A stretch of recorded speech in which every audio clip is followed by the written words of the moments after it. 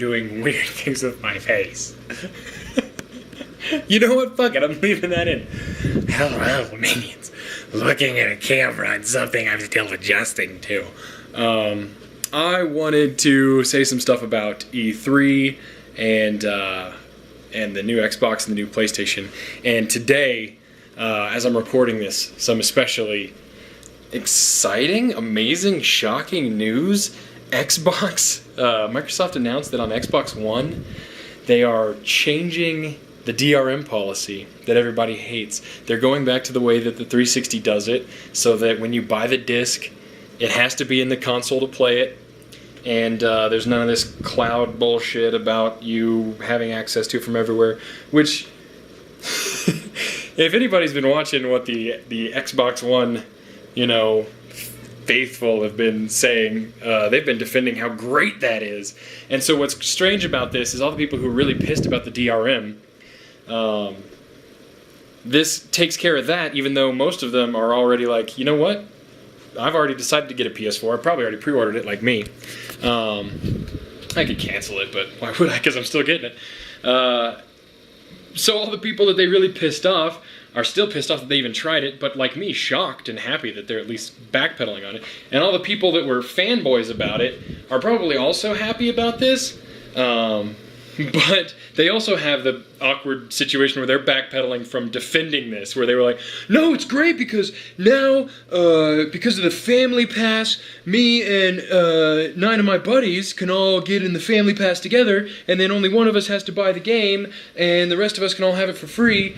Which, by the way, what is essentially piracy. It's an illegal abuse of what Microsoft was putting in there so that people who live in the same household could use the same games, and who knows how they would have done that. But anyway, let's put aside what you were planning on doing illegally as your defense, and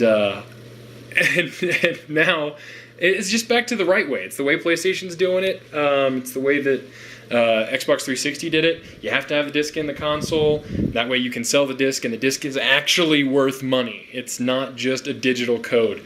And that is... I've seen DRM schemes in the past with like PC games, like what was it called? Star Force is one of them, where the backlash was so bad that they tore it out of the game it was in. But this is incredible. A few months from launch, they're changing the entire licensing scheme of their games. Good for you, Microsoft. It's a good move, but man, and. So anyway, that news just came out today. I had to post about it, and I still wanted to talk about E3 and the consoles. So I'll go ahead and say I'm still getting a PS4. I've got it pre-ordered. I'm not planning on getting an Xbox One at launch, or probably even near launch. And the question is why, right? And really, what I'm trying to work out in my head here is the way to tell you this, and I think the only way to really explain it is to go back to what happened with the PlayStation 3 and the Xbox 360. And I feel like I'm going to get us lost in a long and memory lane-filled story path. So I'll try to summarize it and go quickly so we don't do that. PlayStation 1, huge into that. That was like one of the first consoles I ever spent a whole lot of time on. Since the NES, really, I played all the other consoles, but I never spent a ton of time on them. PlayStation 1, spent a ton of time on. PlayStation 2 was the first console I ever got a launch system for. I was in high school, and I got the PS2 at launch.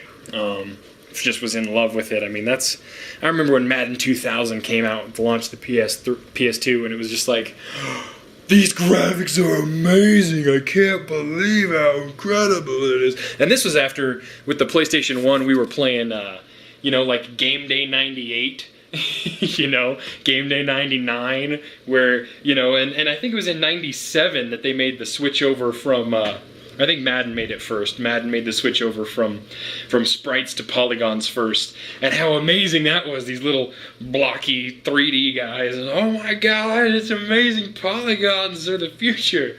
And then PlayStation 2 took it to the next level. I think they called it the Dream Engine. Is that what they called the PlayStation 2? The motion engine. It was the emotion engine, I think. And yeah, I mean, PlayStation 2 fanboy all the way through. Just, you know, Sony fanboy. You know, because as a kid, I wasn't buying these consoles. So that's what fanboyism is defending your choice, in some cases, of console, or, you know, what you told your parents to get you for Christmas, or what you could afford. And it's the best because you have it. You know, and obviously the other one's not the best, or else you would have had it instead. So obviously your decision is the right one, so you must fanboyishly defend it. Which is why I haven't had to do that since PlayStation 2, because with PlayStation 3, Xbox 360, bought them myself, I didn't have to be a fanboy, because A, I could have both, and B, it didn't feel like I was making the wrong decision. You know, it was my choice. I got to, you know, get what I wanted and decide what was better for myself. I didn't have to defend it. But that said, why did I end up on the 360? That's really kind of the mystery starting out, is how did I end up on the 360? Because I was a Sony fanboy through and through. When the Xbox 360 came out, is it a full year before the PS3? Maybe more, maybe 2 years? It may have been 2 years, I don't know. At least a full year before the PS3. And then when the and I did not buy the 360. I was still playing on the PlayStation 2. My roommate in college had a 360. We didn't play on it much. We were actually playing a lot of PC games back then. A lot of Battlefield 2, a lot of Medal of Honor, Allied Assault, a lot of Age of Empires 2. And I think that was about the time Age of Empires... The camera died. Age of Empires 2 was just too awesome for it. So it'll give me a good opportunity to move past that. But anyway, yeah, we're playing a lot of PC games. And also I watched back this to see where the camera died at. And is it like Star Trek in here? Do I get a lot of cool lens flares because of these lights? I think I like them. Scotty. I am a horrible Shatner impersonator. So, yeah, anyway. Skip the 360. Because you know what? Screw that. I have my PS2, I have my PC, and hey, PC gaming's better, right? Just ask everyone who doesn't own a console. PC gaming is the best. Which, I just bought Battlefield 3 on PC, and although I do have some objective things to say about it, I will say that it reminded me of back when I played Medal of Honor and Battlefield 2, and I'm sorry, but PC gaming is just not all there is to it. But anyway, I waited for the PS3, and not only that, but that's a whole separate story about how I didn't get to pre-order my PS3 because I was visiting my wife in Costa Rica when the PS3 pre-orders came out. I mean, can you be upset that you're in Costa Rica? I mean, I'm probably the only person in the world that went to a tropical paradise. You gotta explain how awesome your wife is. Sarah, nobody thinks you're awesome. Well, I'm awesome. I say tropical paradise. The touristy places in Costa Rica are pretty gorgeous, but Costa Rica proper is a slum. But anyway, you know, who could be upset about spending a few days in paradise with their wife? But I found out, like the day I got back, that I missed PS3 pre-orders. And I was pissed.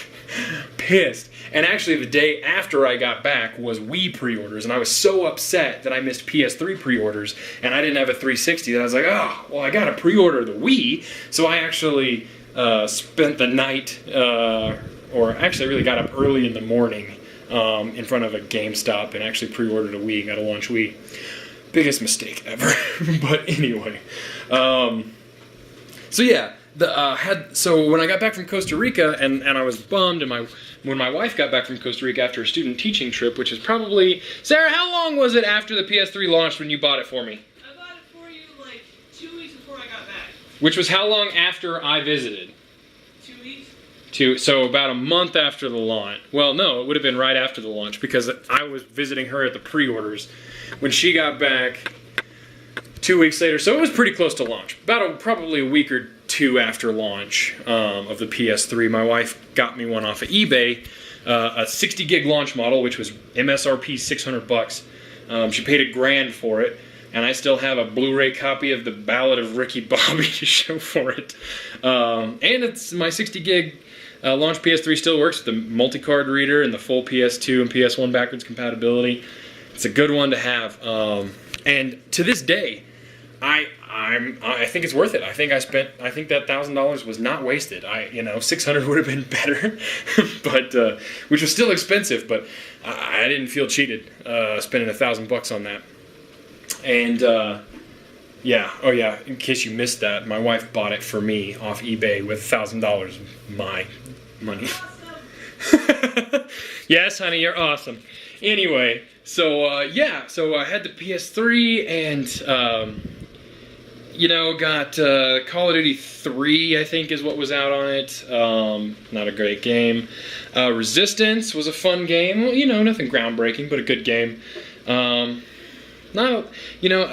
Things, especially around the launch, I still have my copy of Ratchet and Clank. I've literally never played. But really, there wasn't a ton. Warhawk. I played some Warhawk. Not a lot. Even thinking the PlayStation 3, a lot of what I wanted to play on the PlayStation 3 were cross-platform games that were already out on the 360. Like, they were on the 360 for months. And one that sticks out in my mind was, I think, Rainbow Six Vegas. Had been out on the 360 for something like 2-3 months. I was really excited to play that. And it just kept getting delayed on the PS3 and delayed and delayed. And it just got to the point where it's so annoying. All the multi-platform games that I really wanted to play were out on 360. They weren't out on PS3 because the cell processor was proven to be a really difficult architecture for people to figure out. And it finally got to the point where I was just like, screw it. And Microsoft announced the Xbox 360 Elite, which was the, 250 gig hard drive model? Or was it 120? It was 120. The 120 gig hard drive model Xbox 360, and it was black versus white, which is what the 360's launched at, which was weird. That's such a weird color for a piece of consumer electronics. They released a black 360 with a big hard drive, and it was not an expensive price point. I forget what it was, like $300. And I was like, oh, it's got the games I want. You know what? I'm getting it. So I bought a 360 Elite. When that launched is when I got into the 360. And from there on out, it was just in love because the 360 was a gaming machine. It was built for games. That's what it did. Over time, it's evolved. It got, the dashboard update switched from the old little guide with the blades to this full-on Windows 8 thing that's evolved into, which is still good, still perfectly functional, except now it has ads on it. But they're not intrusive. They just sit in the corner quietly unless you browse over them. So it was just great for gaming. The PS3 turned into my Blu-ray player, and a great Blu-ray player, except it's extremely loud when it starts heating up. That fan kicks in. That thing is loud. And that's what it became, was my Blu-ray player. I played all the Uncharted games on it because I love the Uncharted games. I played a crap ton of Gran Turismo Prologue because it was a downloadable one. But then when they launched, the demo for Prologue was that. The Prologue actually sold in disc form, and I got that and played quite a bit of that. And then when Gran Turismo 5 launched, I actually got it and played it a little bit, but it took forever to load. I mean, just navigating the menus was painful. Just to load a race seemed to take ages. And Forza 2, or whatever I was playing at the time, didn't do that. It was fine. Or Forza 3, I don't even remember which one. It's Forza 2. Forza 2 just, it's loaded right up. The graphics weren't as nice as Gran Turismo, but I wanted to, I'm going to click on a button, I want to play. And then there was the system updates. Sony still does this. The PlayStation 3 system updates take forever to download. Microsoft used to do 2 a year. PlayStation, now they do more, but they're smaller and faster. PlayStation still does one like every few weeks, and they take ages to download and install. So much so that you pretty much, when you turn on the console, if it says, you need a system update, A, you're not logged into PlayStation, like into PlayStation Network. So instantly you see, well, shit, I'm not going to be playing video games tonight. So you hit the update button, and thank God they finally patched in turn the console off after the update. Because really, you're going to set it down, it's going to take a frickin' half an hour to install the update. And this is, on a broadband network, the 360 doesn't take that long on my same connection. But, okay, I guess I'll play it tomorrow. Let the update run, then tomorrow I can log in and play. when you want to buy a game, some of them like Metal Gear Solid 4, which is an amazing game, especially if you're into Metal Gear Solid. Mandatory installs before you got to play. You had to sit through an install. Halfway through the game, you sat through another one. That was just terrible, and it was such a great everything piece of hardware. The PlayStation 3 was the first good Blu-ray player. It was, it had the cell processor, all of the 1.2 teraflops of throughput, and all these great tech specs. And the developers couldn't get anything out of it because it was too difficult, and they were too used to coding for PC and PC Lite and Power PC architecture for Xbox.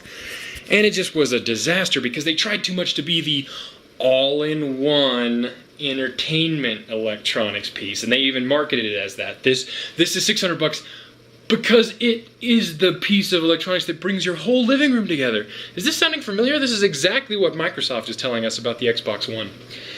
And so it's just, no, it's really a great value. $600, we're practically giving the thing away. They're actually selling it as a loss. It's just so great. And we're giving you a great bargain. It's all in one, Blu-ray, it does this, does that, does this. It can stream pictures from your smart card, and it has 3D, and it just was not a great gaming machine. Still is not. Yeah, people play games on it. Yeah, it does just fine. You can tell it's a machine that wasn't built for gaming, that it plays games, but it also was built as a all-in-one home entertainment system. And they learned from that. And for PlayStation 4, they're making it cut off. I only got like 5 minutes left on my memory card. So for PlayStation 4, they're making a gaming console. And they are going for, here's the gaming experience. You can play things as you download them. Whisper quiet. Automatic updates in the background. Everything that was wrong with the PlayStation 3, they have corrected, and they are selling that. Their presentations are, this thing is everything that the PlayStation 3 did wrong, fixed, and better. And sharing, and video editing, and being able to remotely control someone else's game. And I remember when the PlayStation 3 launched that the PSP was supposed to have remote play, and like 2 games supported it, and even that was really shitty. And you could also stream Xbox One games to it, but the input lag was so horrendous you couldn't do it. So the technology obviously has gotten better. I have more hope for this with the Gaikai technology, whatever they're calling it. But I'm taking that one with a grain of salt. That's not why I'm buying the PS4, but it just looks like everything the PS3 should have been. And it's back at a reasonable price, $400.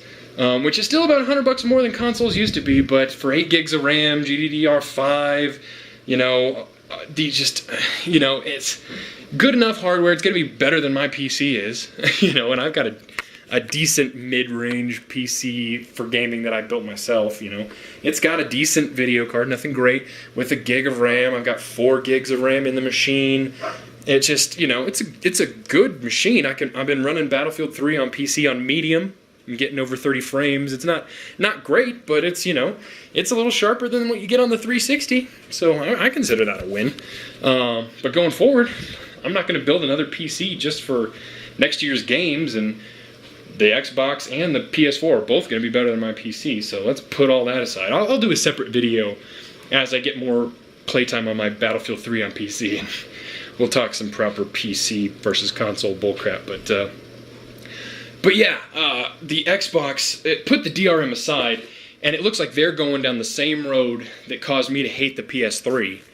And Sony is already they already made a PS3, so they're making the Anti PS3, and it's just, I'm excited. It's going to be crazy good. And at some point, because they're canceling the DRM, I know that at some point I will get an Xbox One. I will. Just because at some point the price will come down. It'll probably be worth picking up, like when I had the PS3 and I picked up a 360. At some point I'll do that. Probably, maybe, depending. But PS4 is just, it's still just from put the DRM stuff aside, just from watching the conferences, the way that the PS4 is versus the 360, I don't need a freaking TV cable box on my 360. I don't need a cable box on my Xbox One. I have a cable box. I don't sit down on my console to watch freaking TV. Ugh. I want to play some video games. PS4 is going to let me play some video games. Some damn good ones. I probably have to make another... I got 3 minutes left. Probably have to make another video. Because this one's already going to be 25 minutes of just me walking in circles. I get good exercise when I do these videos. And it's good. It's like a treadmill, but you guys have to look at my ugly face. My pants are falling off. Sorry, ladies. What am I talking about? Ladies don't watch this. But gentlemen, you like it too. Anyway. See, I just wasted another 30 seconds. I'll make another video to talk more about cool stuff I saw at E3. But let's touch on it quickly. The Division. Tom Clancy's The Division. Where the hell did that game come from? That looks awesome. It's like was it Future Soldier? Yeah, Future Soldier was the newest Ghost Recon one, right? It's like Future Soldier, but instead of everyone being just like straight up military soldiers in combat zones, you're in like New York and you're kind of like like paramilitary, and it's online and seamless. Oh my god, The Division looks so good. The crew looks good. It looks kind of like a little bit better than Test Drive. It kind of looks like what I was hoping Forza Horizon would be, but it wasn't, even though it's going to be more arcadey than Forza Horizon was. I like the simulation racing. When they put simulation racing mechanics in a game like Test Drive Unlimited, I will be very, very happy. The crew looks like it's closer to that.